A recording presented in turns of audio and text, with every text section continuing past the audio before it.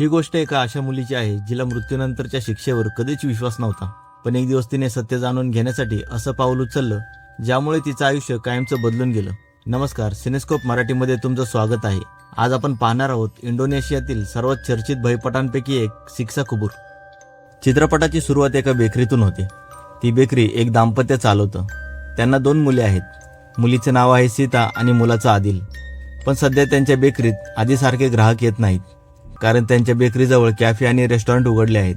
त्यांची बेकरी नफ्यात नसल्याने त्यांची आर्थिक परिस्थितीही ठीक नाही. म्हणून त्यांचे काका आदिल आणि सीताला जिथे मोफत शाळा असेल अशा वसतिगृहात पाठवायचं ठरवतात.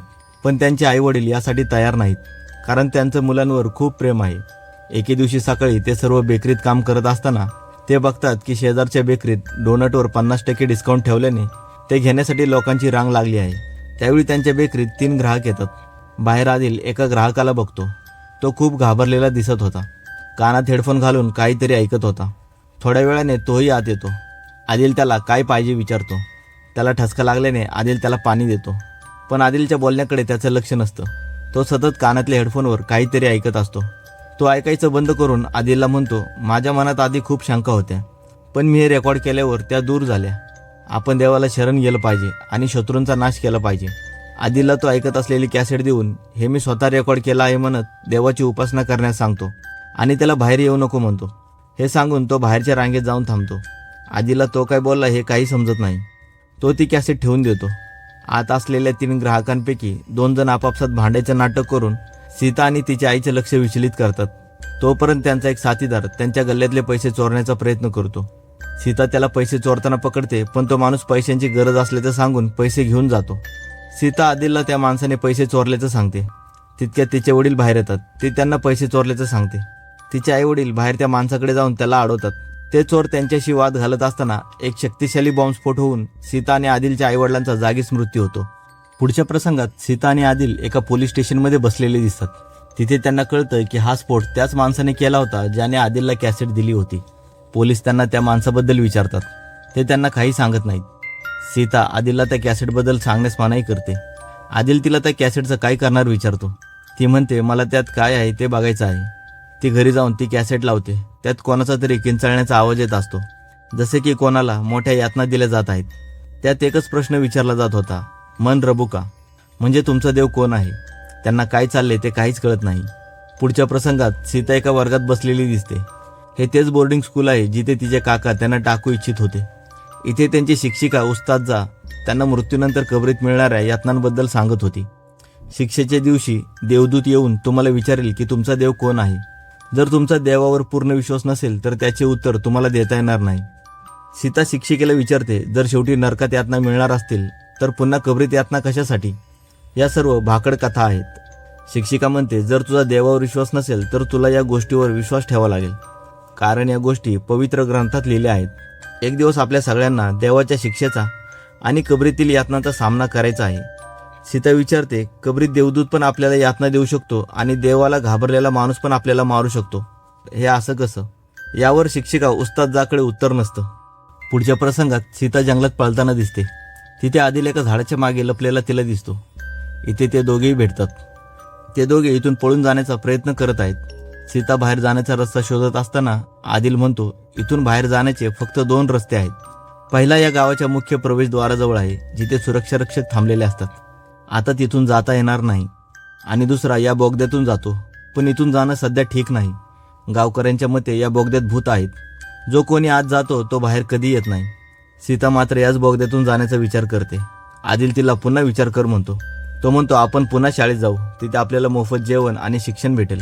आता आपल्याकडे पैसे पण नाहीत. पण सीताला कॅसेटमधील यातनेचा आवाज असलेली कबर शोधायची आहे.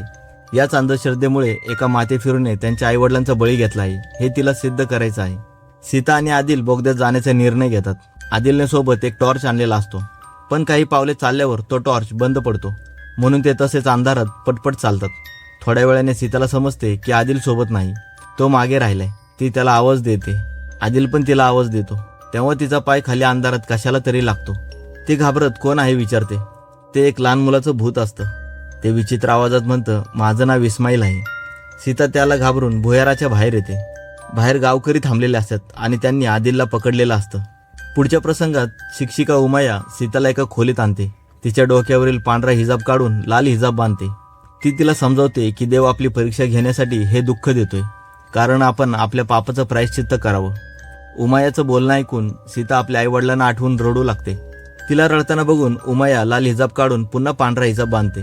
तो बांधत असताना सीता इस्माईलबद्दल विचारते. तिला सांगते, मला बोगद्यात इस्माईल दिसला होता. इस्माईलचं नाव ऐकून उमाया संकोचते. तेवढ्याच शिक्षिका उस्तादजा तिथे येते. ती सीताला पुन्हा लाल हिजाब बांधून म्हणते, नियम सर्वांसाठी समान आहेत. लाल हिजाब घातल्याने बाकीच्यांनाही धडा मिळेल आणि भविष्यात कोणी चूक करणार नाही. नंतर सीता लाल हिजाब बांधून वर्गातल्या मुलींसोबत एका ठिकाणी जाताना दिसते.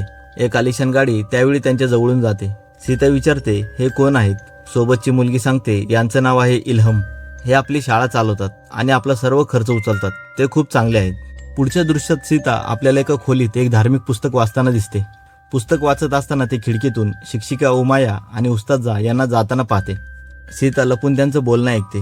उमाया उस्तादजाला इल्हम जे करत आहेत ते थांबवायला सांग म्हणते. उस्तादजा उमायाला म्हणते, तू जे ऐकले ते अफवाही असू शकतात. उमाया म्हणते, ते अफवा नाहीत हे तुम्हालाही माहिती. इस्माईल याच शाळेत शिकत होता. तो यांच्यामुळेच मेला आहे. त्यांचं बोलणं ऐकून इल्हम चांगले नाहीत, ते काहीतरी चुकीचं करत आहेत असं सीताला वाटतं. उमाया विचारते, आता त्यांनी कोणत्या मुलाला बोलवलंय? यावर उस्तादजा आदिलचं नाव घेते. त्याचं नाव ऐकल्यावर सीता इल्हम यांच्या बंगल्याकडे पळत जाते. तिथले सुरक्षारक्षक तिला अडवतात. ती आत बघते तर आत आदिल एका खुर्चीवर बसलेला असतो. सीता त्याला आवाज मारते. तो तिथून पळून जाण्याचा प्रयत्न करतो, पण एक व्यक्ती त्याला जबरदस्ती आत ओढत घेऊन जातो. सीता भावाला वाचवायला सुरक्षारक्षकांना लाच देण्याचा प्रयत्न करते, पण ते तिला उचलून एका खोलीत बंद करतात. सीता मोठ्या कष्टाने एका खिडकीतून बाहेर पडते. बाहेर उमाया तिला तिथून पळून जाण्यास मदत करते. ती तिथून पळून जंगलात एका झाडामागे लपते. इल्हमची गाडी तिथून जाणार असते. त्यात आदिल असतो. गाडी आल्यावर ती झाडामागे लपून गाडीच्या काचेवर दगड मारते. काच फुटल्याने ड्रायव्हर बाहेर येतो आणि दगड कोणी मारला ते बघायला जंगलात जातो. सीता गाडीजवळ जाते. आत आदिल मागे बसलेला असतो. ती त्याला दरवाजा उघडून बाहेर बोलवते, पण तो घडलेल्या प्रकाराने धक्क्यात असतो. तो फक्त सीताला बघत राहतो. ती त्याला धक्क्यातून सावरून गाडी बाहेर काढते. ते दोघे तिथून पळून पुन्हा त्या बोगद्यापाशी येतात. आदिल म्हणतो, आता इथून जाण्यापेक्षा गावाच्या मुख्य प्रवेशद्वारातून जाऊ, कारण आता तिकडे सुरक्षारक्षक नसतील. पण सीता कोणताही धोका नको म्हणून इथूनच जाण्याचं ठरवते. ते दोघे अंधाऱ्या बोगद्यातून जाण्यास निघतात. आदिल सीताकडे माफी मागून म्हणतो, मोठा भाऊ असून पण मी तुझी सुरक्षा करू शकत नाही. मी फक्त तुझ्यावर ओझं झालोय. पण सीता आदिलला समजावते की आता कसेही करून इथून बाहेर पडावं लागेल. ती त्याला सांगते की बोगद्यात काही दिसलं किंवा भास झाला की त्यावर विश्वास ठेवू नको. सीता त्याला विचारते की इल्हमने तुझ्यासोबत काय केलं? आदिल उत्तर द्यायला थोडा संकोचतो. तो काही बोलत नाही. ती त्याला म्हणते, घाबरू नको, आपण यातून नक्की बाहेर पडू. त्यांचं बोलणं चालू असताना बोगद्यात त्यांना लहान मुलाच्या रडण्याचा आवाज येऊ लागतो. तो ऐकून ते दोघेही घाबरून जागेवरच थांबतात. सीता म्हणते, एखादं जनावर ओरडत असेल. ते दोघे तसेच चालत राहतात. काही अंतर गेल्यावर सीता आदिलला विचारते, तुझा हात इतका थंड का पडलाय? ती त्याच्याकडे मागे वळून बघते तर तो आदिल नसून ते इस्माईलचं भूत असतं. तो तिला रडत मदत करण्याची विनंती करतो. सीता त्याला पाहून आदिलला आवाज मारत त्याला शोधत पळू लागते. आदिल एका ठिकाणी रडत बसलेला तिला दिसतो. ती त्याला उठवून बोगद्यातून दुसऱ्या बाजूने गावाबाहेर पडते. पाठीमागे इस्माईल मला सोडून जाऊ नको म्हणून ओरडत असतो. पुढच्या प्रसंगात सीता मोठी झालेली पाहायला मिळते. आता ती एका वृद्धाश्रमात वृद्धांची सेवा करते. आदिल देखील शवागारात व्यवस्थापक आहे. तो मृत व्यक्तींचे शरीर धुवून त्यांना दफन करण्याचे काम करतो. एके दिवशी वृद्धाश्रमात गँडा नावाच्या वृद्धाचा मृत्यू झालेला होता. त्यांचा कोणीही नातेवाईक नसल्याने सीता त्यांना अंत्यविधीसाठी तयार करत होती. सीता शेजारी आपल्याला जुविता नावाची महिला दिसते. ती सीताला म्हणते, मी गँडाची आत्मा पाहू शकते. ते आता माझ्या शेजारी थांबलेत. मला ते त्यांना लहानपणी आवडणारं गाणं म्हणायची विनंती करत आहेत. जुविता त्यांच्यासाठी गाणं म्हणू लागते. ते गाणे म्हणत असतानाच सीता तिचं काम करत राहते. तिचा भूत प्रेत आत्मा या गोष्टींवर विश्वास नाही. पुढच्या प्रसंगात सीता एका जोडप्याला भेटते. त्यांचं नाव आहे नानी आणि पांडी. ते दोघे गँडा यांच्या अंत्यविधीला उपस्थित राहू न शकल्याने दुःख व्यक्त करत असतात. नंतर एक लानी नावाची महिला सीताला आवाज मारून तिला वायू यांनी बोलवल्याचं सांगते. सीता वायू यांच्या खोलीत जाते. तिथे त्यांची मुले त्यांना परत नेण्यासाठी आली होती. सीता तिथे गेल्यावर वायू तिला म्हणतात, माझ्या मुलांना इथून बाहेर काढ आणि त्यांना सांग की मी त्यांच्यासोबत येणार नाही. सीता वायू यांना रोज चेकअपची गरज असल्याचं खोटं सांगून त्यांना इथून जाण्यास सांगते. ते गेल्यावर ती वायूंना म्हणते, मी पुन्हा तुमच्यासाठी खोटं बोलणार नाही, कारण खोटं बोललेलं तिला आवडत नाही. सीता गेल्यावर वायू ड्रॉवर उघडतात. त्यात एक पिस्तूल ठेवलेलं असतं. ते उजव्या हाताने उचलण्याचा प्रयत्न करतात, पण त्यांचा डावा हात उजव्या हाताला ते घेण्यापासून थांबवत असतो. यावरून दिसतं की त्यांचं मानसिक संतुलन ढासळलं आहे. नंतर सीता किचनमध्ये जाते. तिथे वायू यांची मुले तिच्या मागे किचनमध्ये येतात. ते तिच्यावर आरोप लावतात की ती पैशांमुळे वायू यांच्यासोबत लग्न करण्यासाठी हे सगळं करत आहे, कारण तिला माहित होतं की वायू हे श्रीमंत आहेत. पण सीता त्यांना खरमरीत उत्तर देऊन तिथून बाहेर काढते. ते गेल्यावर ती पुन्हा वायूंच्या खोलीत जाते. ते तिला चहा मागतात. थोड्या वेळाने ती चहा घेऊन गेल्यावर ती पाहते की वायू लहान मुलांसारखे रडत मी कुठे, मला आईकडे जायचे म्हणत असतात आणि त्यांचं वर्तनही लहान मुलांसारखं असतं. ती त्यांना शांत करून झोपवते आणि ते झोपल्यावर त्यांचा व्हिडिओ बनवते. ते झोपेत लहान मुलांसारखं आईचं नाव घेऊन रडत असतात. त्या रात्री सीता आपल्याला वायूंचे व्हिडिओ बघताना दिसते. सोबत इतरही काही धार्मिक चर्चेचे व्हिडिओ बघते, ज्यात भूते आणि आत्मे पाहिल्याचे लोकांचे दावे असतात. पण त्या सर्व मेंदूला ऑक्सिजन न पोचल्यामुळे भ्रम होतात असं त्यात सांगितलेलं असतं. दुसऱ्या दिवशी आदिल गँडांच्या मृत शरीराला आंघोळ घालत असतो. त्यांना दफन करण्यासाठी स्मशानभूमीत घेऊन चालले आहेत. सोबत सीता देखील आहे. तो सीताला विचारतो की हा तोच माणूस आहे का ज्याला तू शोधत आहे. सीता म्हणते हा तो माणूस नाही. हा माणूस तर आपल्या संपूर्ण आयुष्यात आदर्शपणे जगला आहे. पुढे सीता आणि आदिल दफनभूमीत गँडा यांना दफन करतात. सीता म्हणते आपण त्या माणसाला याच कबरीजवळ दफन करू, जेणेकरून कबरीमध्ये मिळणारी यातनेची गोष्ट खरी असेल तर त्या माणसालाही यातना मिळतात की नाही हे सिद्ध करता येईल. आदिल सीताला विचारतो की तू कोणत्या माणसाबद्दल बोलत आहेस, तुला तो माणूस भेटलाय का. सीता म्हणते हो भेटलाय, तो मी आतापर्यंत पाहिलेला सर्वात वाईट माणूस आहे. आदिल त्या माणसाचं नाव विचारतो, पण सीता आदिलला त्या माणसाचं नाव सांगत नाही. पुढच्या प्रसंगात सीता कपडे धुण्याच्या खोलीमध्ये दिसते, जिथे ती त्याच कबरीमधल्या माणसाची बातमी पाहत आहे जिथे ती दुपारी आदिल सोबत थांबली होती. ती कबर एका खुनी माणसाची होती आणि लहानपणी त्यांच्या बेकरी बाहेर बॉम्बस्फोट करणाऱ्या व्यक्तीने असा दावा केला होता की त्याने रेकॉर्ड केलेली यातनेची कॅसेट याच खुनी माणसाच्या कबरीमधून रेकॉर्ड केली होती. सीता ही बातमी पाहून आपल्या आईवडिलांना आठवून रडू लागते आणि तिथेच तिचा डोळा लागतो. तिच्या स्वप्नात बॉम्बस्फोटाचा दिवस येतो. त्यात ती तिच्या आईवडिलांना भेटते. सीता त्या धक्क्यातून अजूनही सावरलेली नाही. तेव्हा अचानक सीताला वॉशिंग मशीन आपोआप चालू झालेला आवाज येतो आणि ती झोपेतून जागी होते.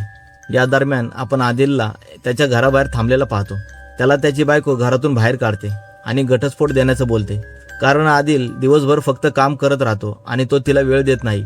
पुढे आपल्याला वृद्धाश्रमातील दृश्य दिसतं. तिथे वायू आपल्या खोलीत गाणे ऐकत असतात.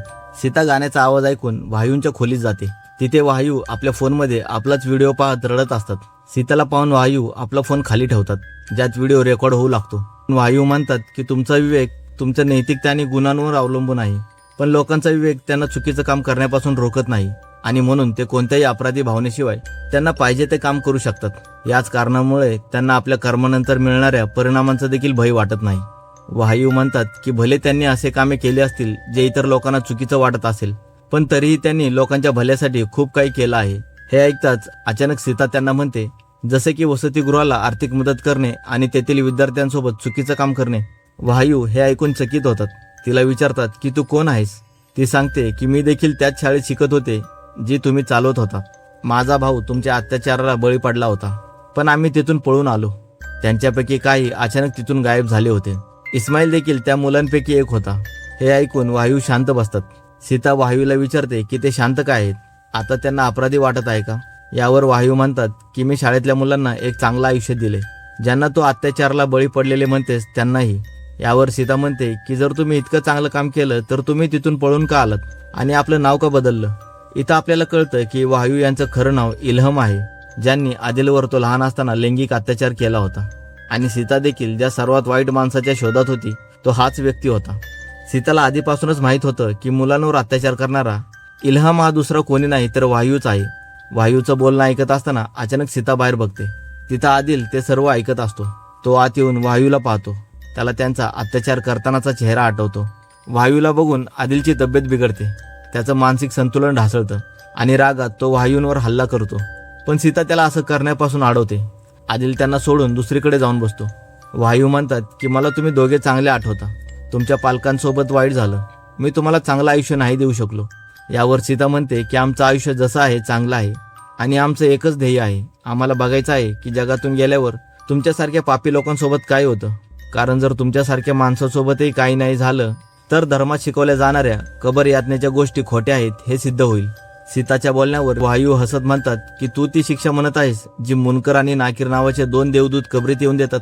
जर मृत्यूनंतर शिक्षा दिली गेली तर सर्वात भयानक शिक्षा काय असेल हे तुमच्या भीतीवर अवलंबून आहे.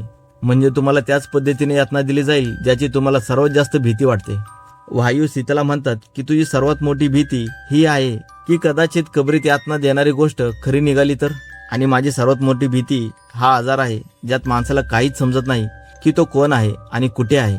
मी तर माझी भीती भोगली आहे आणि माझ्यासाठी यापेक्षा मोठी यातना दुसरी काही असू शकत नाही. माझ्याजवळ आता काहीही करण्यासाठी उरलं नाही. त्यामुळे मी तुम्हाला तुमचं ध्येय पूर्ण करण्यात का मदत करू नये. हे बोलत असताना इतर लोकही तिथे येतात. सर्वांसमोर वायू आपल्या ड्रॉवरमधून गन काढून स्वतःला गोळी मारून घेतात. पुढच्या दृश्यात आपण आदिलला वायूंचा मृतदेह स्वच्छ करताना पाहतो. वायूंच्या कुटुंबाला त्यांच्या मृत्यूची बातमी सार्वजनिकरित्या उघड करायची नव्हती. त्यामुळे वृद्धाश्रमालाच त्यांचं शरीर दफन करण्यासाठी सांगितलं जातं.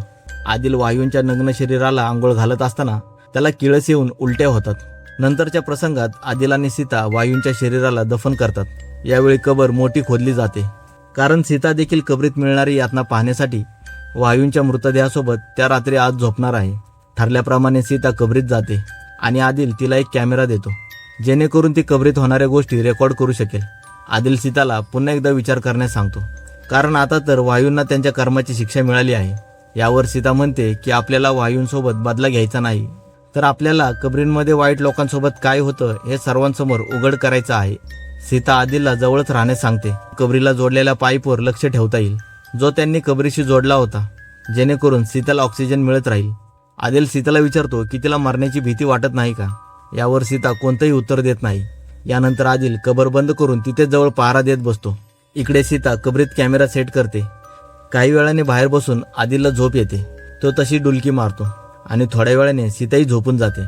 बाहेर बसलेल्या आदिलच्या जवळून एक भला मोठा साप जातो. त्याच्या सळसळण्याने त्याला जाग येते. तो साप पाहून घाबरतो आणि रात्रभर जागा राहतो. सकाळ होते. आदिल कबरीमधून सीताला बाहेर काढतो आणि दोघे कॅमेऱ्याची रेकॉर्डिंग चेक करतात. आदिल सीताला विचारतो की आता तर ती समाधानी आहे ना. पण सीता म्हणते की अजून खरं काम बाकी आहे, कारण ती हा व्हिडिओ लोकांना दाखवणार आहे आणि वायूंबद्दलही सर्वांना सांगणार आहे. हे ऐकून आदिल म्हणतो की लोक हा व्हिडिओ पाहून चिडतील, कारण त्यांना धर्मावर प्रश्न विचारलेले आवडत नाही. यानंतर आपण सीताला पाहतो. ती एका प्रसारमाध्यमाच्या कार्यालयात मुलाखत देण्यासाठी आली आहे, जिथे ती वायूंचे काळे कृत्य उघड करते आणि प्रसारमाध्यमांवर आपली रेकॉर्डिंग चालू करण्यास सांगते. पण जेव्हा रेकॉर्डिंग चालू केली जाते तेव्हा स्क्रीनवर जे रेकॉर्ड केलं होतं ते काहीच दिसत नाही. सीताला वाटतं की प्रोड्युसरने जाणून बुजून मेमरी कार्ड बदललं आहे, पण तो म्हणतो की त्याने असे काही केलं नाही आणि हे तेच मेमरी कार्ड आहे जे सीताने त्याला दिलं होतं. धर्मावर प्रश्न उपस्थित केल्याने प्रेक्षकांमध्ये बसलेले लोक सीतावर राग व्यक्त करून म्हणतात की तुझी हिंमत कशी झाली देवाच्या अस्तित्वावर प्रश्नचिन्ह निर्माण करण्याची. धर्माबद्दल काही कळत नाही तर त्याबद्दल काही बोलू नको. एकतर स्वतः नास्तिक आहे आणि आता दुसऱ्यांच्या श्रद्धेवर प्रश्न उभे करायला लागले आहे. सीताला संशय येतो की ते मेमरी कार्ड आदिलने बदललं असेल आणि म्हणून ती त्याच्याकडे विचारायला जाते.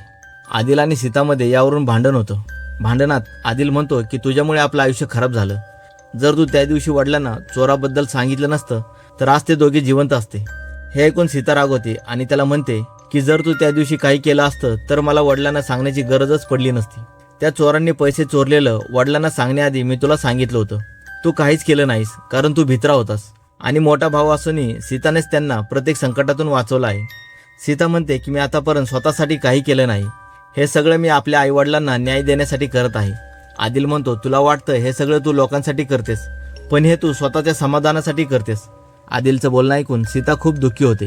ती आपल्या खोलीत येऊन आईवडिलांचा फोटो उराशी कवटाळून निराशेने बेडवर झोपते. ती रडत झोपलेली असताना तिला अचानक वायूंचा आवाज ऐकू येतो. ते ऐकून ती घाबरून उठून बसते. ते तिला सिस्टर सीता म्हणून आवाज देत असतात. ती त्यांच्या खोलीकडे जाते. दरवाजा उघडून आत बघते. तिला तिथं कोणीच दिसत नाही, म्हणून ती दरवाजा बंद करून बाहेर जाते. तिला पुन्हा आवाज ऐकू येतो. ती पुन्हा दरवाजा उघडून आत येते. खिडकीत बघते तर तिला कोपऱ्यात एक काळी आकृती दिसते. ती पुन्हा नीट बघते तर तिथं कोणी नसतं. सिस्टर सीता म्हणून कधी आवाज कानाजवळ येई तर कधी लांबून येई. ती सगळीकडे शोधते. तिला कोणी दिसत नाही. अचानक एका कपाटावर सिस्टर सीता म्हणून आवाज येत असलेली काळी आकृती दिसते, जी दरवाजाकडे बोट करत होती. सीता हे सर्व पाहून घाबरते आणि दरवाजाकडे बघते. तेव्हा तेथे नानी आलेल्या असतात. त्या सीताला रडत म्हणतात की त्यांचा पती त्यांना फसवत आहे. सीता म्हणते तुमचे पती पांडी ते नेहमी तुमच्यासोबत असतात, ते तुम्हाला कसे फसवतील. नानी म्हणतात ते आता त्यांच्या शेजारच्या खोलीत आहेत. सीता त्या खोलीकडे जाऊन दरवाजा उघडते तर पांडी सिस्टर लानीसोबत आक्षेपार्ह अवस्थेत तिला दिसतात. सीताला बघून ते खोली बाहेर निघतात आणि त्यांची पत्नी नानीकडे जाऊन माफी मागण्याचा प्रयत्न करतात, पण नानी त्यांना दूर करते. सीता त्यांना म्हणते की आज रात्री दोघांनी वेगळे झोपावे, जेणेकरून नानी शांत होऊ शकतील. हे ऐकून पांडे असं करण्यास नकार देतात कारण त्यांच्या मते नानीचं मानसिक संतुलन ठीक नाही, त्यामुळे तिला एकटी सोडू नये. पण सीता त्यांना वेगळ्या खोल्यांमध्ये झोपण्यास सांगते. ती पांडींना वायूंच्या खोलीत झोपण्यास सांगते, पण पांडी नकार देतात, कारण वायूंचा नुकताच त्या खोलीत मृत्यू झालेला आहे. सीता त्यांना समजावत म्हणते की इथल्या प्रत्येक खोलीत आधी राहत असलेल्या वृद्धाचा मृत्यू झाला आहे. ते त्यांच्या पत्नीसोबत राहण्याचा हट्ट करतात, पण नानी त्यांना जवळ येऊ देत नाही. सीता पांडींना वायूंच्या खोलीत झोपायला घेऊन जाते. शेवटी नानी त्यांच्या खोलीत येतात. घडलेल्या प्रकाराने त्यांना मोठा धक्का बसला आहे, त्यामुळे त्यांची तब्येत खूपच खराब असते. खोलीत आल्यावर त्यांना जागेवरच लघुशंका आणि उलटी होते. कपडे खराब झाल्याने ते धुण्यासाठी त्या कपडे धुण्याच्या खोलीत जाऊन वॉशिंग मशीनमध्ये कपडे टाकतात. बटन दाबतात, पण मशीन सुरू होत नाही. नानी मशीनचं प्लग नीट लावतात. तेव्हा त्यांच्या लक्षात येतं की त्यांच्या हातातली अंगठी चुकून कपड्यांसोबत मशीनमध्ये गेली आहे. तेव्हा त्या मशीन बंद आहे समजून कपडे बाहेर काढून अंगठी शोधतात, पण त्यांना ती भेटत नाही. हात आत घालून शोधतात, पण तरीही सापडत नाही. त्यांना वाटतं की आत पडली असावी, म्हणून त्या अंगठी शोधायला मशीनमध्ये डोकं घालतात. आणि अचानक त्यांचा हात मशीनच्या बटनला लागून वॉशिंग मशीन सुरू होते. त्यात त्यांचे केस ओढले जाऊन त्यांचा भयानक मृत्यू होतो. नानीच्या मृत्यूची बातमी ऐकून पांडी खूप रडतात. एका कोपऱ्यात सिस्टर लानी देखील रडत असते. सीताला देखील हे सर्व पाहून धक्का बसतो, कारण जेव्हापासून ती कबरीमधून जाऊन आली तेव्हापासून सारख्या विचित्र घटना घडत होत्या. दुसऱ्या दिवशी सीता झोपेतून उठते. तिला पांडींच्या रडण्याचा आवाज ऐकू येतो. आणि जेव्हा सीता त्यांच्या खोलीत जाते तेव्हा पांडी तिच्यावरच आरोप करतात की त्यांनी नकार देऊनही सीताने त्यांना वेगळे राहण्यास सांगितले.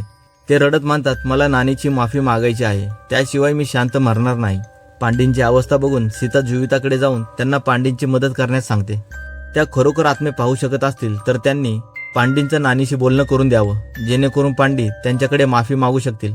त्याने पांडींच्या मनाला शांती मिळेल. जुविता सीताला म्हणतात की मला माहीत आहे तुझा या गोष्टींवर विश्वास नाही. सीता म्हणते मी या गोष्टी प्रत्यक्ष पाहिल्या नाहीत, म्हणून माझा यावर विश्वास नाही. जुविता म्हणतात की विश्वास असल्याशिवाय या गोष्टी दिसणार नाहीत. सीता म्हणते पण इथले लोक तर या गोष्टींवर विश्वास ठेवतात, त्यांच्यासाठी हे करा. यानंतर आपण सर्व लोकांना एका टेबलाभोवती बसलेले पाहतो. त्या टेबलवर मेणबत्त्या लावलेल्या असतात. तिथे नानीच्या आत्म्याला बोलवणार आहेत. सीता खिडकीचे पडदे लावून अंधार करून लांब थांबते. जुविता सीताला देखील त्यांच्याजवळ बोलवतात. सीता प्रथम नकार देते, पण पांडी म्हणतात की तिला त्यांच्यासोबत बसावंच लागेल, कारण तिच्यामुळेच नानीचा मृत्यू झाला आहे.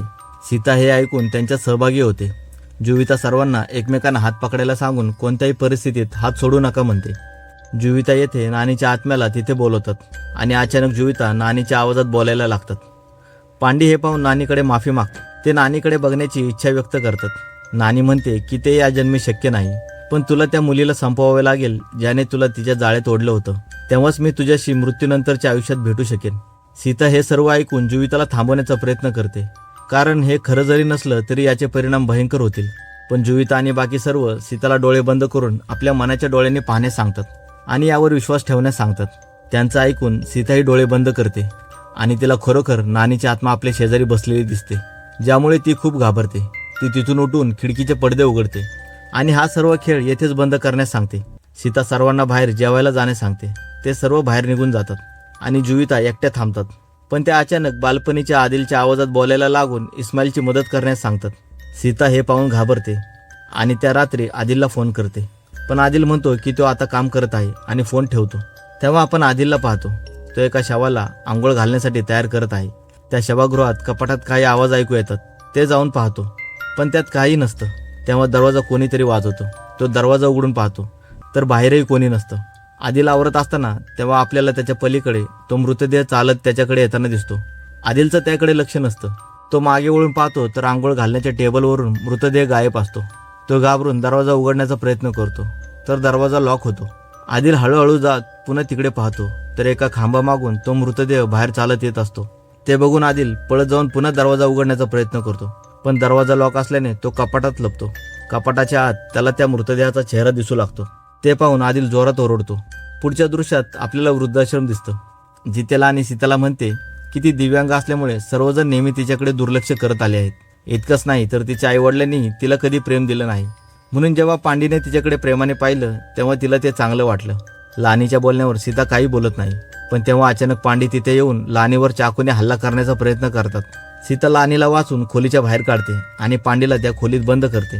सीता लानीला आपला जीव वाचवून तिथून पळण्यास सांगते, पण मागे जाताना हादी लानीवर चाकूने हल्ला करतात. त्यात लानी गंभीर जखमी होते. सीताला हे पाहून मोठा धक्का बसतो. ती ॲम्ब्युलन्स बोलवायला उठते, पण लानी तिला अडवते, कारण आता तिला जगात राहण्याची इच्छा राहिली नाही. आणि म्हणून ती स्वतःला त्याच चाकूने संपवते. सीताला समजत नाही की हे सर्व काय चाललं आहे आणि ती हादीला विचारते की त्यांनी असं का केलं. हादी म्हणतात की लानीने व्यभिचार केला होता. तिने एका लग्न झालेल्या माणसाला प्रेमाच्या जाळ्यात ओढलं म्हणून त्याने लानीला याची शिक्षा दिली, नाहीतर मला देखील कबरीत यातना मिळाली असती. सीता हादीला विचारते की तुम्हाला कोणी सांगितलं हे सगळं खरं आहे. पांडी टीव्हीच्या दिशेने बोट करतात आणि सीता जाऊन बातम्या पाहते. त्यात दाखवलं जात होतं की सीताच्या बोलण्यामुळे काही लोकांनी कबरीतल्या यातनेचा आवाज रेकॉर्ड केला आहे, ज्यामुळे लोकांचा धर्मावरील विश्वास वाढला आहे आणि धार्मिक नेत्यांनीही याला धर्मजागृती म्हणल्याने आत्मघातकी बॉम्बिंग वाढून लोक शहीद होण्यासाठी आणि कबरीतील शिक्षा टाळून स्वर्ग मिळवण्यासाठी अशा हिंसक कृत्याकडे वळले आहेत. आणि आता त्यांना विश्वास झाला आहे की हे सर्व खरं आहे, ज्यामुळे अनेक विस्फोटांच्या घटना घडत आहेत आणि पूर्ण शहरात अराजकता माजली आहे. सीता हे सर्व पाहून रागाने म्हणते की जर हे सर्व खरं असेल तर वायूसारख्या माणसासोबत असं का झालं नाही, आणि ती दफनभूमीच्या दिशेने निघते. येथे सीता वायूची कबर पुन्हा खोदू लागते, पण तिला त्या कबरीत वायूचं शरीर मिळत नाही. तेव्हा सीता वायूचं शरीर शोधताना कबरीत पडते आणि कबरीची माती तिच्यावर पडून ती गाडली जाऊ लागते. सीता आपला जीव वाचवण्यासाठी आदिलला मदतीसाठी ओरडत कबर एका बाजूने खोदू लागते. खोदून तिला रस्ता सापडतो. त्यातून बाहेर जाताच ती अचानक चित्रपटाच्या सुरुवातीच्या बोगद्यात पोहोचते. बोगद्यात सीताला पुन्हा विचित्र आवाज ऐकू येऊ लागतात. ती स्वतःला समजावू लागते की हे सगळं भ्रम आहे. ती रस्ता शोधत पुढे जाऊ लागते.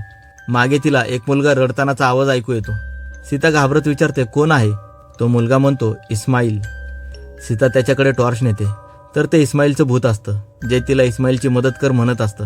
सीता त्याला बघून घाबरून तेथून पळू लागते आणि तिला आपल्यासमोर आदिल रडताना दिसतो. तो रडत एका मृतदेहाला आंघोळ घालत असतो.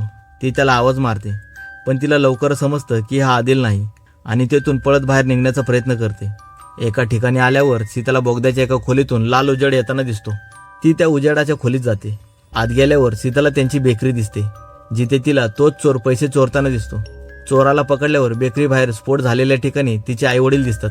त्यांना बघून सीता भावूक होते, पण सीता यावेळी त्या चोराला जाऊ देते आणि असं केल्यावर तिचे आईवडीलही तिला प्रेमाने निरोप देतात आणि तिथून निघून जातात. हे पाहून सीतालाही मन हलकं झाल्यासारखं वाटतं. तिला नेहमी वाटत असे की आपल्यामुळे आईवडील वारले.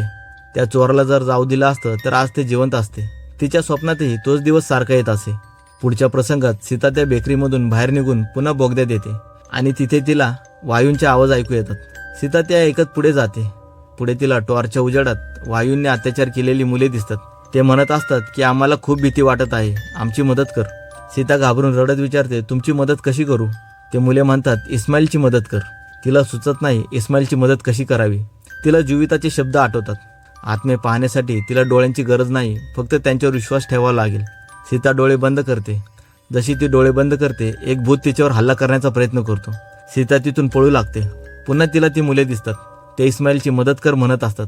सीता पुन्हा डोळे बंद करते. तिला मुलांमध्ये इस्माईल दिसतो. तो विचारतो तू मला सोडून का गेली. मला खूप भीती वाटत होती. सीता विचारते तुला कोणाची भीती वाटते. इस्माईल वर बोट दाखवतो. वर वायूंचं भूत उलट चालत येत असतं. ते बघून सीता इस्माईलचा हात धरून पळू लागते.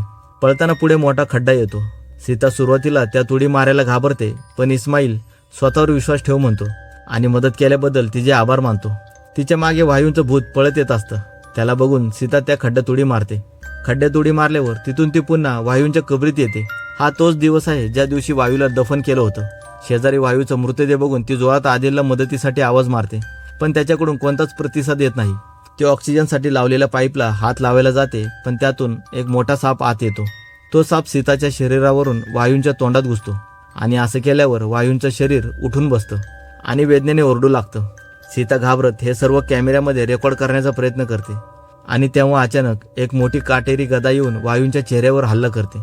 यामुळे वायूंच्या चेहऱ्याच्या चिंधड्या होतात आणि रक्त सीताच्या चेहऱ्यावर पडू लागतं.